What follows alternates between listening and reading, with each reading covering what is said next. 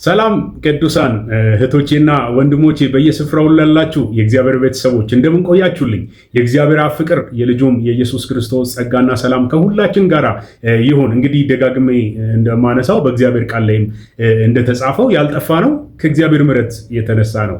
ርኅራኄው አያልቅምና ማለዳ ማለዳ አዲስ ነው፣ ታማኝነት ብዙ ነው ተብሎ እንደተጻፈ እኛም በሱ ምሕረትና ቸርነት ተጠብቀን ለዛሬዋ ቀን ተገናኝተናል። እኔም እንግዲህ ወደ እናንተ ብቅ ያልኩትኝ እንደተለመደው የእግዚአብሔር ቃል የሆኑ ሐሳቦችን እንመለከታለን። ቪዲዮዎችንም ይዣለሁ። እንግዲህ ያለፈው የኢሬቻ በዓል በጣም ብዙ ጣጣዎችን ትቶብን እንዳለፈ ተመልክቻለሁኝ። በጣም ብዙ ሐሳቦች ሲንሸራሸሩ ማህበራዊ ሚዲያውን ሲያጨናንቁ ተመልክቻለሁ። እናንተም እንደተመለከታችሁ ይመስለኛል። ዛሬ አንድ ሁለት ሶስት ሐሳቦችን ከዚህ አንጻር እንነጋገራለን። ከሱ ሁሉ በላይ ደግሞ ትዕግስት እጅጉ በኒቆዲሞስ ሾው ዋና አዘጋጅ የሆነችውን ይዛ ብቅ ያለችውን ነገር ተመልክቻለሁ። እጅግ በጣም ተመችቶኛል። ያቀረበችው ነገር በጣም ያደነኳት። ምን ይዛ ብትመጣ ነው ብላችሁ ካላችሁኝ በቪዲዮ የምንመለከተው ይሆናል። አሁን ነገሮች በጣም ቅጥ እያጡ ባሉበት ሁኔታ እሷ ደግሞ ይህንን ነገር ይዛ ብቅ ማለቷን ተመልክቻለሁ። እስቲ ቪዲዮን ለእናንተ የምጋብዛችሁ ይሆናል። ከኢሬቻ በዓል አንጻር ደግሞ ምንድነው የመጣው ነገር ካላችሁኝ አንድ አባት በዋቄፈታ ዋና አስተባባሪ እንደሆኑ ሲናገሩ ሰምቻለሁ። እሳቸው የተናገሩት ነገር ምንድን ነው? ጌታችን ኢየሱስ ክርስቶስ ራሱ ከዋቄፈታ እምነት የተለየ ትምህርት ያስተማረው ነገር የለም። እያንዳንዱን ጌታ ኢየሱስ ክርስቶስ ያስተማራቸውን ትምህርቶች ብታነሳልኝ ከዋቄፈታ እምነት ጋር የተያያዘ መሆኑን በማስረጃ አስቀምጥልሃለሁ በማለት ተናግሯል። እንደውም የዋቄፈታ እምነት ከዛሬ 13000 ዓመት በፊት ወደኋላ የነበረ ስለነበረ ማንም ሰው ከዚህ እምነት ስር አልፏል እንጂ ከዚህ እምነት ውጪ ሊሆን አይችልም የሚል ሐሳብ ተናግሯል። ማስረጃ ጥቀሱልኝ በማለት የሚጠይቃቸው ሰው ይጠይቃቸዋል። እርሳቸውም ማስረጃ በደንብ ነው ያለኝ በማለት ብዙ ሐሳቦችን አንስተዋል። እስቲ እሱን የምንነጋገር ይሆናል። እንዲሁም ደግሞ የሲና ተራራ ሲና አይደለም የሚባለው ሴና ነው፣ ወደ ኦሮምኛው የነበረ ሴና የሚል ቃል የነበረው ነው። እነሱ ያው ሲና ብለውታል፣ ችግር የለውም ግን ሴና ነው የሚባለው የሚል ሐሳብ አንስተዋል። እሱ ነው እንደሚገርማችሁ በጴንጤዎች ተረት ተረት ብሷል ነው የምላችሁ እና ጴንጤዎች ጋር ተረት ተረት እየተመለከትን ነው። ምንድን ነው ይሄ ካላችሁኝ አንድ አባት ባለፈውም አቅርቢያቸው ነበረ። ስለ ኢሬቻ በዓል ሲያነሱ የነ ዶክተር ቶሎሳ ጉዲናን የነ ዶክተር በቀለ በዳዳን እነሱ በፍጹም ትክክል አይደሉም፣ የዚህ የኢሬቻ በዓል ማለት ምን ማለት እንደሆነ ሲያብራሩ እንደውም እኮ ይገርመሃል እግዚአብሔር አብርሃምን የላከው ወደ ኢትዮጵያ ነው፣ ሙሴም ራሱ ኢትዮጵያዊ ነበረ። አንድ አባትም ሲያነሱ የተመለከትኩት ለእናንተ የምጋብዛችሁ ቪዲዮ ሙሴ ራሱ ኦሮሞ ነበረ። ስለዚህ የዋቄፈናን በዓል ከዛ ዮቶር ከተባለው ከዛ ከኢትዮጵያዊው ሰው የዋቄፈናን በዓል ይዞ ወደ እስራኤል እንደተመለሰና ያንን በዓል ይዞ እንደቀጠለ እንደውም እግዚአብሔርን የተገናኘበት መንገድ በዚህ በዋቄፈታ ስርዓት በኢሬቻ በምንለው ስርዓት መሆኑን በማስረጃ ነው ይዘን ብቅ ያልነው በማለት ተናግረዋል። እስቲ እነዚህን ሐሳቦች የምንመለከት ይሆናል። እስቲ የመጀመሪያውን ቪዲዮ እንመልከትና ይህ ታዲያ እንደ እግዚአብሔር ቃል ነው ወይ የሚለውን አብረን የምንፈትሽ ይሆናል። ኢየሱስ ክርስቶስ ማስተማር በሚጀምርበት ጊዜ ምንም ከዋቄፈና የተለየ ነገር አላስተማረም። ምንጩም ከዛ ስለሆነ ኢየሱስ ክርስቶስ አስተምሮ የዋቄፈና ነበር ማለት ነው። የኢየሱስ ክርስቶስ አስተምሮት ከዋቄፈና የተቀዳ ነው እያሉ ነው ዶክተር። ማስረጃ በጣም ጥሩ። ፈርስት ኦፍ ኦል ኢየሱስ ክርስቶስ ሪቹዋል አታድርጉ አላለም። የትም ቦታ ብትሄድ የምታደርጉትን ሪቹዋል ስታደርጉ ከልብ መሆን አለበት፣ መንፈሳዊነት መኖር አለበት፣ ላይምሰል መደረግ የለበትም፣ ፍቅር ሊኖርበት ይገባል ነው ያለው። ይሄ ደግሞ ትልቁ የዋቄፈና እሴት ነው።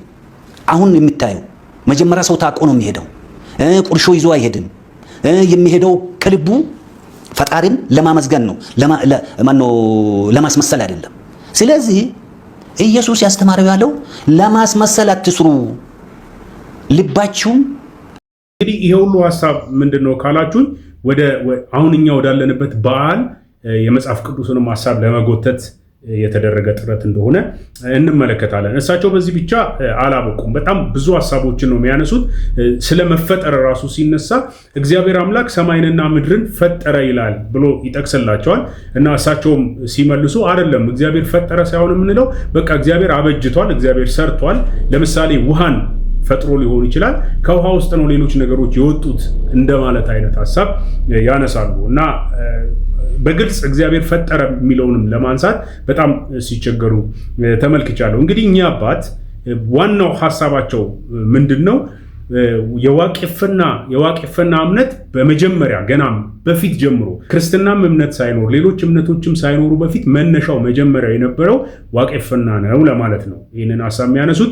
እንደውም ዓመተ ምሕረቱንም ሲጠቅሱ ከዛሬ 13000 ዓመት በፊት የሚል ሐሳብ አንስተዋል። በዚህ ስርዓት ውስጥ ያላለፈ ማንም ሰው የለም፣ ሁሉም ሰው ዋቄፈና ነው። ምክንያቱም የዋቄፈና እምነት የፈጠረንን እግዚአብሔርን ውሃ የሰጠንን ይህንን አረንጓዴውን ነገር የሰጠንን በማመስገን የሚጀምር ስለሆነ ከዛ በፊት በጣም ብዙ ድርቆች ስለነበሩ ምናልባትም ከ13000 ዓመት በፊት ወደኋላ ስንመለከት ድርቅ ስለነበረና ከዛ በኋላ ያሉት ዓመታት ደግሞ ለም ስለሆኑ ዝናቡን የሰጠን ውሃውን የሰጠን እግዚአብሔር በሚል በምስጋና የሚጀምር እምነት ስለሆነ መነሻው ለሁሉም እሱ ነው የሚል ሐሳብ ያስቀምጣሉ። እንግዲህ ይህንን ነው የሚያስቀምጡት። መጽሐፍ ቅዱሳችን ታዲያ እንደሱ ነው ወይ የሚያነሳው ብለን ጌታችን ኢየሱስ ክርስቶስስ የዋቄፈናን እምነት ነው ወይ የሚያስተምረው ብለን ስንል መጽሐፍ ቅዱሳችን በግልጽ ጌታችን ኢየሱስ ክርስቶስም ምን እንዳስተማረ በግልጽ ተቀምጦ ስላለ ምንም አያከራክረንም። ሊያከራክረን የሚችለው ግን እሳቸው ሊያቀርቡ የሚችሉት መረጃ አለመኖሩ ነው። ማስረጃ ሲላቸው አንተ የምታመጣውን ትምህርት በራስህ ትምህርት ከዋቄፈና ጋር አገናኝልሃለሁ የሚል ሐሳብ እንጂ ማስረጃ ሲያቀርቡ አልተመለከትናቸው። እሱ ብቻ አይደለም፣ አንድ አባት ደግሞ በተመሳሳይ ሁኔታ ያነሳሉ። ተመልሼ መናገር የሚፈልገው ነገር አለ። ዋቄፈና አሁን አዲስ እንደመጣ ወይም መጤ ተደርጎ የሚታየው ከክርስቶስ ልደት በፊት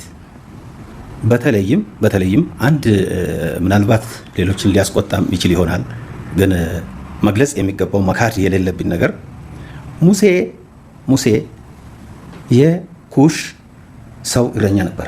ያ እሱ ከብት ሲጠብቅለት የነበረው ሰው ዋቄፈታ ስለሆነ የኩሽ ልጅ ስለሆነ እሱ ጋር በቆየበት ሰዓት ያ ሰው እንዴት ፈጣሪን እንደሚያመልክ ተራራ ላይ ወጥቶ እንዴት ወንዝ ወርዶ እንደሚያመልክ ጠዋት ሲነሳ እንዴት አምላክን እንደሚጸልይ ሲተኛም ሲነሳም እንዴት እንደሆነ ከዛ ይማሪና ወደ ሲና ያሉትን ሴና ነው የሚቆጡትም እንግዲህ ይቅርታ ያርጉልኝና ይሄ ያለው ሲወርድ ሲዋረድ የመጣ ከአባቶች የሰማን የሚታወቅ ትልቅ ነገር ስለሆነ ሲና ተራራ የሚባሉት ሴና ነው ተብሎ ነው የሚታወቀው። ሴና ተራራ ላይ ወጥቶ 40 ሌሊትና 40 ቀን ፈጣሪን ለምኖ ለመጀመሪያ ጊዜ ከፈጣሪ ጋር የተነጋገረው ሙሴ ነው። ሙሴ እንዲህ አርጎ ለፈጣሪ መቅረብ የቻለው እኛ እሱ የሱ ጌታ የነበሩት ከብት ሲጠብቅላቸው እረኛው ሆኖ በኖርበት ጊዜ ሲጠብቅላቸው የቆየው አባት እንዴት ፈጣሪን ለምኖም እንዴት እንደሚያገኙ በቆዩባቸው ጊዜያት ይህንን ተምሮ ስለሄደ ነው እንደዛ ለምኖ ከፈጣሪ ጋር ሊገኝ እናኝ የቻለው። ስለዚህ ዮቶር ዋቄፈና ነበረ ነው። ዮቶር ዋቄፈታ ነው። ጌታ ይባርካቸው። እኛ አባት የተናገሩትን ሰምተናል። ምንድን ነው ያሉት? እሳቸው ከክርስቶስ ልደት በፊት ብለው ነው የተናገሩት። ይሄ በጣም ጥሩ መነሻ ሐሳብ ነው። እንግዲህ የዚህ ባህል ወይም ደግሞ የዚህ ሃይማኖት ቀደምት መሆኑ ጻድቅ አያደርገው። ምክንያቱም መጽሐፍ ቅዱሳችን በሮሜ 3:23 ላይ ምን ይለናል? ሁሉም ኃጢአትን ሰርተዋል የእግዚአብሔር ክብርም ጎሏቸዋል በማለት ይናገራል። ስለዚህ የትኛውም ባህላችን የትኛውም ከጌታ ከኢየሱስ ክርስቶስ ወንጌል ውጪ የሆነ ነገራችን በኃጢአት ስር ያለ ነው። እኛ የፈጠርነው ነገር እኛ የሰራነው ነገር ሁሉ እኛ ፐርፌክት ስላልሆንን እኛ ራሳችን ኃጢአተኛ ስለሆንን ሁሉም ፐርፌክት ሊሆን አይችልም። ሁሉም ትክክል ሊሆን አይችልም። ምክንያቱም እኛ ኃጢአተኛ ስለሆንን ማለት ነው። እንግዲህ እሳቸው ለመናገር የሞከሩት እንደተመለከታችሁት በፊት ጀምሮ የነበረ ነው በማለት ያው የሙሴን ከኦሮሞ ጋር እንደነበረ ዋቄፈናን እንደተማረ ለማስተማር ሞክረዋል። ነገር ግን ቅድም እንደጠቀስኩላችሁ እሱ ደግሞ ዕብራዊ መሆኑን ደግሞ መጽሐፍ ቅዱሳችን በግልጽ ያስቀምጥልናል። የእግዚአብሔርን ስርዓት እንዴት እየተማረ እግዚአብሔርም ደግሞ መጥቶ እንዴት አድርጎ እንደመራው ቃል በቃል እግዚአብሔር ከሙሴ ጋራ ባልንጀራ ከባልንጀራ ጋራ ይነጋገር እንደነበረ ሙሴም ከእግዚአብሔር ጋራ እንዲሁ ይነጋገር ነበር ነው እንጂ የሚለን የዮቶርን ወይም ደግሞ የዋቄፈናን ወይም የኢሬቻን አከባበር ይዞ ሄዶ ከእግዚአብሔር ጋራ እንደተነጋገረ መጽሐፍ ቅዱሳችን አይነግረንም። እንደውም ግልጽ ለማንሳት ሙሴ የተናገረው ነገር ምንድነው? እኔ አፈትብ አይደለሁም ያለ እዛው እኮ ነው ዮቶር ጋር ያንን ሁሉ ጊዜ ከቆየ በኋላ ሲያገኘው ተምሬያለሁኝ፣ የዋቄፍናን እምነት አውቃለሁ፣ በደንብ አቀለጣጥፌ ካንተ ጋር ለመቅረብ ካንተ ጋር ለመነጋገር የምችል ሰው ነኝ ሲል አትመለከቱት። ምንድነው የሚለው? እኔ አፈትብ አይደለሁም፣ ኧረ እኔ አትላከኝ፣ እኔ አልችልም ሲለው ነው የምንመለከተው። እግዚአብሔር እስኪሞግተው ድረስ አንተ እንደ እግዚአብሔር ትሆናለህ፣ አሮንም ደግሞ አፍ ይሆንልሃል ብሎ እስኪለው ድረስ ነው የተሟገተው እንጂ ስርዓቱን ተምሬያለሁ አቀራረቡ ምናምን ሲል አንመለከተው። እኔ አፈትብ አይደለሁም ብሎ ነው የሚያነሳው። መጽሐፍ ቅዱሳችን ያንን ነው የሚነግረን ማለት ነው። ስለዚህ ነገሩን አሁንም እንደ እግዚአብሔር ቃል መመዘን አለብን ማለት ነው። አንድ አባት ደግሞ ፕሮቴስታንት ነኝ የሚሉ የወንጌል አማኝ ነኝ የሚሉ እንዲሁም ወንጌላዊት ቤተክርስቲያን ቤቴል መሪ የሆኑ ሰው ደግሞ ተረታቸውን በጣም ጮክ አድርገው ሲናገሩ ሰምቻለሁ። እንግዲህ ሪስፔክት አለኝ ለማንም ሰው ቢሆን፣ ሐሳባቸውን ግን እንደ እግዚአብሔር ቃል መሞገት አለብን ብዬ አስባለሁ። ስለዚህ እሳቸውም ሲያነሱ ምንድን ያለው አብርሃም የተላከው ወደ ኢትዮጵያውያን ነው የሚል ሐሳብ ይናገራሉ። የትኛውም ጋር ወደ ኢትዮጵያ እንደሄደ ፍንጭ የሚሰጠን መጽሐፍ ቅዱሳዊ ሐሳብ ማግኘት የምንችል አይመስለኝም ስለሌለ። ወደ ግብፅ መሄዱን በግልጽ ይነግረናል። ከዛ በኋላ ሰዶምና ገሞራን ሎጥ በመረጠ ጊዜ ምድረ በዳ ወደ ሆነው ምድር እንደሄደ እግዚአብሔርን በዛ እንደባረከው መጽሐፍ ቅዱሳችን ይነግረናል። በዛ የነበሩ ነገስታትንም ስም ደግሞ ቃል በቃል በመጽሐፍ ቅዱስ ላይ ተጠቅሶ እናገኛለን። እሱን ተጠቅሶ እናገኛለን። እንግዲህ አንዳንድ ሐሳቦች ታሪክን ወደ ራስ ለመሳብ ኢትዮጵያዊ የሆነ ሰው እንደሱ አይነት ጉጉት እንዳለው እንመለከታለን። እንግዲህ እሱን እንደዛ እንመለከታለን። መጽሐፍ ቅዱሳችን የማይለውን ለማለት ግን መድፈር አለብን ብዬ አላምንም። እሱ ብቻ ሳይሆን መልከጼዴቅን እንዳገኘ እኛ አባት ሲጠቅሱ ተመልክቻለሁ። ያንን ራሱ እኮ ከኛ ነው የወሰዱት እያልኩ እኮ ነው። የመከር መክተቻ በዓል ምስጋና እነ አብርሃም እነ ይስሐቅ የወሰዱት እነ ሙሴ የወሰዱት ከኛ ነው። ጥንትም የተላኩት ወደኛ ነው። አብርሃም ራሱ የተላከው እኮ ወደኛ ነው። ስለዚህ እንግዲህ ይሄ ሁሉ ሩጫ ምንድን ነው ብዬ ሳስብ እሬቻ የባህል ነው እንጂ የአንድ ሃይማኖት እምነት አይደለም እና ሁላችንም ሄደን ብንሳተፍበት አማራውም፣ ኦሮሞውም፣ ክርስቲያኑም፣ ሙስሊሙም ሁሉም አቴንድ ቢያደርገው ምንም ችግር የሌለው ባህል ነው፣ እግዚአብሔርን የምናመሰግንበት ባህል ነው ለማለት የተጠቀሙት ሐሳብ እንደሆነ እሱን እንረዳለሁ። ነገር ግን ስለ ባህል ስንነጋገር ባህል ራሱ ምንድን ነው ብለን ማንሳት ይኖርብናል። በጣም ብዙ የባህል ተመራማሪዎች ይህንን ያጠኑ ስለ ማንነት ያጠኑ ሰዎች፣ ዶክተሮች፣ በጣም ትልልቅ የምንላቸው መጽሐፍትን የጻፉ ሰዎችን ስሰማና መጽሐፍታቸውን ሳነብ የባህል ጉዳይ በጣም ዋና ጉዳይ እንደሆነ እረዳለሁ። ምክንያቱም ሁላችንም ባህል አለን እና ማንም ሰው ባህሉን ሲያደርግ ደስ ይለዋል። እሱ ብቻ ደግሞ አይደለም፣ የኔ ባህል ከሌላኛው ባህል ይበልጣል ብለው ሰዎች ያስባሉ፣ እንደዛ ይረዳሉ።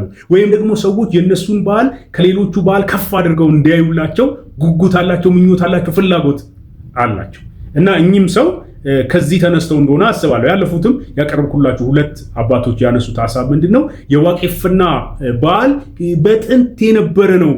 ስለዚህ አሁን እኛ የምናከብረው ዋቄፍና፣ እኛም ዋቄፍና ነን፣ እያከበርንም ያለ ነው የጥንቱን ነው እንጂ አሁን መጤ አይደለም፣ እናንተ እንደምትሉት የመጣ አይደለም የሚል በጣም ከጋዜጠኛው ጋራ በዱላ ቀረሽ ክርክር ሲያደርገው ተመልክተናል። ይህ ሁሉ ታዲያ ምንድነው ካለ የኔ ይበልጣል የሚል ማሳያ ለማቅረብ የምንሯሯጥበት ሐሳብ ነው። እስቲ ስለ ባህል እንነጋገር። በጣም ብዙ ቦታዎች ላይ ስለ ባህል ተጽፈዋል፣ ይነሳል ሐሳቡ። ብዙ ዶክተሮች ይህንን ሐሳብ ያነሳሉ።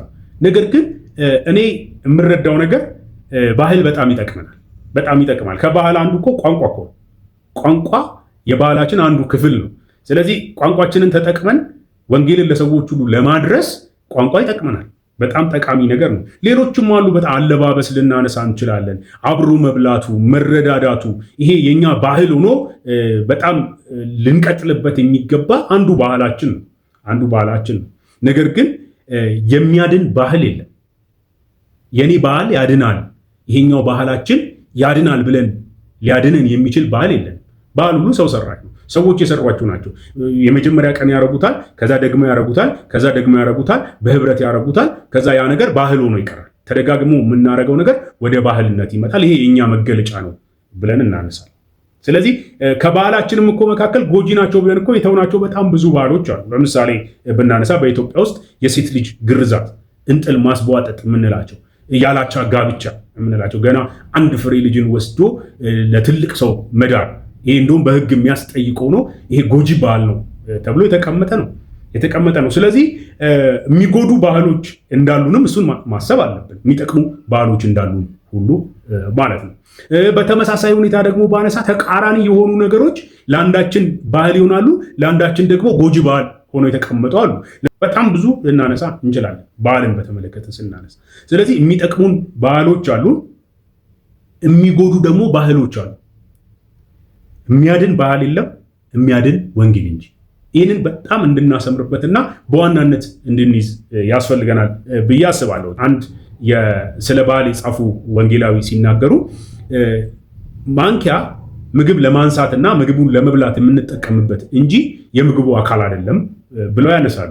ምን ማለታቸው ነው? ማንኪያው ምግቡን ወደኛ አፋችን የሚያደርስልን ወይም ደግሞ ምግቡን ለማንሻ የምንጠቀምበት እንጂ የምግቡ አካል አይደለም። ባህልም እንደዛው ነው። የሚያድነን ወንጌል ነው። በዛ ባህል ውስጥ ተጠቅመን ግን ወንጌል ለሰዎች ሁሉ ማድረስ እንችላለን። ታዲያ ይህንን ስናነሳ የወንጌል ተጻራሪ የሆኑ ባህሎች አሉ። እነዛን ልናፈርስ፣ እነዛን ኖ ልንል የግድ ያስፈልገናል። ስፔሻሊ በጌታ በኢየሱስ ክርስቶስ አምነን የዳንን ሰዎች ስለ ባህል ስናነሳ ተቀይጠን ቅይጥ ሆነን እንድንኖር እግዚአብሔር በፍጹም አይፈልግም። ከጨለማ ስራ ጋር አትተባበሩ ይላል። ለምሳሌ ከባህሎቻችን መካከል የጨለማን ስራ የሚደግፉ የጣዖት አምልኮ ያለባቸው ሰይጣንን የሚጠሩ ሄደው የሚለማመኑ የተለያዩ የክፉ መናፍስትን የሚጠሩ አካሄዶችና የሃይማኖት ስርዓቶች ሆነው ግን እነዚህ የሃይማኖት ስርዓቶች እንደ ባህል ሆነው ከኛ ጋር አብረው ያሉ ይኖራሉ። እነዚህ ደግሞ የወንጌል ተቃራኒዎች ናቸው። ስለዚህ ያንን ባህል የሚያስጥለን ካልሆነ ወንጌል ሊሆን አይችልም። ወይም ደግሞ እኛ ባህሌን የሚያስጥለኝ ወንጌል በአፍንጫ ይውጣ ምንል ከሆነ እንግዳውስ አልዳንም ማለት ነው። ስለዚህ እነዚህ ሰዎች በጣም ሩጫቸው ለምንድን ነው ብዬ ሳስብ ባህላቸው እንዲተዋወቅላቸው ነው። ታዲያ ለዚህ ነው የትዕግስት እጅጉ በጣም ወሳኝ ነገር ነው ይዛ የመጣችሁ ብዬ የማነሳላችሁ። ለዛ ነው ምንድነው እሷ ያነሳችሁ፣ ምንድነው ይዛ የመጣችሁ? መስከረም 1 ላይ የጀመረችው ቻሌንጅ ነው ለሁላችንም ለክርስቲያኖች። እኛም እያንዳንዳችን ልንቀላቀለው የሚገባ ለቅርብ ለሆኑ ሰዎች፣ ለቤተሰቦቻችን፣ ለራሳችንም ጭምር ልናደርገው የሚገባ በጣም ፐርፌክት የሆነ ነገር ነው ይዛ የመጣችሁ። እስቲ ቪዲዮን እንከታተለው። እንኳን አደረሳችሁ ለ2018 ዓመተ ምህረት።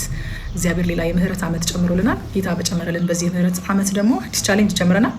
ቻሌንጁን ተቀላቀሉ። ለሌሎችም ላልሰሙ እያሰማችሁ ጆይን እንዲያደርጉ አበረታቷቸው።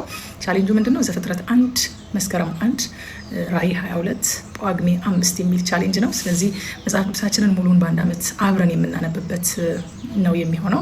ከዘፍጥረት 1 እንጀምራለን። ዛሬ መስከረም 1 2018 ዓመተ ምህረት ነው። በጌታ ጸጋና በጌታ መንፈስ ራሳችንን ዲሲፕሊን እያደረግን ደግሞ ጳጉሜ 5 ላይ ራዕይ 22 ብለን የምንጨርስበት ዓመት ይሆንልናል ማለት ነው። ስለዚህ ከዛሬ ጀምሮ አብረን እግዚአብሔርን ቃል እናነባለን። እንዴት ናቸው ቅዱሳን? የመጽሐፍ ቅዱስ ንባብ ጉዟችን መስከረም 1 ዘፍጥረት 1 ጳጉሜ 5 ራዕይ 22 ብለን የጀመርነው ዛሬ በጌታ ጸጋ 21ኛ ቀናችን ላይ ደርሰናል። በ21ኛ ቀናችን ከዘጸአት ምዕራፍ 16 እስከ 18 ድረስ ነው የምናነበው። ዛሬ አብረን እናንብብ። እህታችን ትዕግስት እጅጉን እንደሰማችኋት ነው መስከረም 1 ዘፍጥረት 1 ብላ መስከረም 1 ላይ ነው ይህንን ቻሌንጅ ያስጀመረችው። ጳጉሜ 5 ላይ ራዕይ 22 ተብሎ የሚጠናቀቅ ቻሌንጅ ነው ይዛ የመጣችው። ኦልሞስት ያለፈውን 1 ወር ማለት እንችላለን፣ ጥቂት ቀን ነው የቀረን። መስከረም በመደዳ ማታ 3 ሰዓት ላይ ላይቭ ላይ እየገባች በቴሌግራም አካውንቷ እንዲሁም ደግሞ በቲክቶክ አካውንቷ ይነበባል የእግዚአብሔር ቃል። ታዲያ ይሄ በጣም የሚያስመሰግን አይደለም? ይሄ የእግዚአብሔር ፈቃድ አይደለም? ሁላችን ልናደርገው የሚገባ አይደለም? እና በጣም ወድጄዋለሁ ያልኳችሁ ይህንን ነው። እንደነዚህ አይነት ሀሳቦችን ልናበረታታ ይገባል ብዬ ለማለት ፈልጋለሁ። ጌታ ኢየሱስ ክርስቶስ ዘመንሽን ሁሉ ይባርክ፣ ደግሞ ጸጋውን ያብዛልሽ። ሌሎቻችንም ይህንን ልንቀላቀል ነው የሚያስፈልገው። አጠገባችን ላለው ለቤተሰቦቻችን፣ ለጓደኞቻችን፣ ለቤተ ክርስቲያን ቅዱሳን ሁሉ ይህንን ነገር እንዲያደርጉ ማበረታታት እኛም ማድረግ አለብን ብዬ አስባለሁ። ምክንያቱም አሁን እየመጣብን ያለው ማዕበል ቀላል አይደለም። እንግዲህ በኢሬቻ በዓል ምክንያት እንኳን በጣም ብዙ ነገሮች እየተነሱ እንደሆነ ላነሳላችሁ ሞክሬያለሁ። ሙሴ ራሱ የዋቄፈና እምነት ተከታይ ነው። ጌታችን ኢየሱስ ክርስቶስ ራሱ ዋቄፈና ነው የሚከተለው። እና አብርሃም ራሳቸው የዋቄፈና እምነት ነበረ የሚከተሉት የሚሉ ሰዎች ለሚያቀርቧቸው ተረት እውነተኛ የሆነው የእግዚአብሔር ቃልስ ምን ይላል ብለን ለመፈተሽ የምንችለው ቃሉን ዕለት ዕለት ማጥናት ስንችል ነው። የእግዚአብሔር ቃል የእግዚአብሔር መንፈስ ያለበትም ሰውን ሙሉ ሊያደርግ የሚችል ለምክር የተጻፈ ለተግሳጽ የተጻፈ ደግሞ ጸጋ ያለበት መጽሐፍ ነው። እንዲሁ ዝም ብሎ ተረት ያለበት መጽሐፍ አይደለም። ለዛ ነው እህታችን ግን ትዕግስት እጅጉ መጽሐፍ ቅዱሳችንን በየቀኑ የምናነብበትን ቻሌንጅ ነው ይዛ የቀረበችው። ስለዚህ ሁላችንም ያንን ቻሌንጅ እየተቀላቀልን መጽሐፍ ቅዱሳችንን እያጠና ነገሩ እንዲሆንን ብለው እንደመረመሩ እንደ ቤሪያ ሰዎች የክፉንም ስራ የምናፈርስበትን የእግዚአብሔርን ቃል አጥብቀን ልንይዝ ይገባል ብዬ ነው ማምነው። እንግዲህ እስካሁኑ ሰዓት ድረስ አብራችሁን ስለቆያችሁ እጅግ በጣም አመሰግናለሁ። ይህን ቻናል ሰብስክራይብ ያላደረጋችሁ እህቶቼና ወንድሞቼ ከእናንተ ላይ ምንም የሚቀነሰው ነገር የለም። ደጋግሜ ይህንን ሀሳብ እየተናገርኩ እንደሆነ እያስቸገርኳችሁ እንደሆነ አውቃለሁ። ግን ብትቸገሩ ምንም የሚጎዳችሁ ነገር ስለሌለ ስለዚህ አሁኑኑ ሰብስክራይብ በማድረግ ይህንን ቻናል እንድትደግፉ። ሌላ ነገር አልፈልግም። የገንዘብ እርዳታ አይደለም ከእናንተ የምፈልገው። ሀሳብ ካላችሁ ኮመንት ላይ ኮመንት እንድታደርጉ፣ እንዲሁም ደግሞ ቻናሉን ሰብስክራይብ በማድረግ ቤተሰቡን እንድታበዙት፣ ከዛ ደግሞ የሚለቀቁ ቪዲዮዎችን ለሌሎች ሼር በማድረግ እናንተም ስትጀምሩ ላይክ እያደረጋችሁ በመጀመር አብራችሁኝ እንድታገለግሉ ብቻ ነው የምጠይቃችሁ። ይህንንም ስለምታደርጉ ጌታ ኢየሱስ ክርስቶስ ዘመናችሁን ሁሉ ይባርክ። አብራችሁኝ ስለቆያችሁ እጅግ በጣም አመሰግናለሁ። በሚቀጥለው ሀሳብ በሚቀጥለው ቪዲዮ እስክንገናኝ ሰላም ቆዩልኝ። ሰላማችሁ ይብዛ። ሁሉም እንደ ዘመን ሊጠፋ ሁሉም እንደ ዘመን ሊያልፍ ጌታ በኢየሱስ የጸና ሲሆን ሊገባ ነው ሊያልፍ ነው። ሁሉም ትቢያ ሆኖ ለቀረ ሁሉም ከጠፋነት ይጽናል። ታዲያ ለክርስቲያን አይሻልም ወይ መኖሩ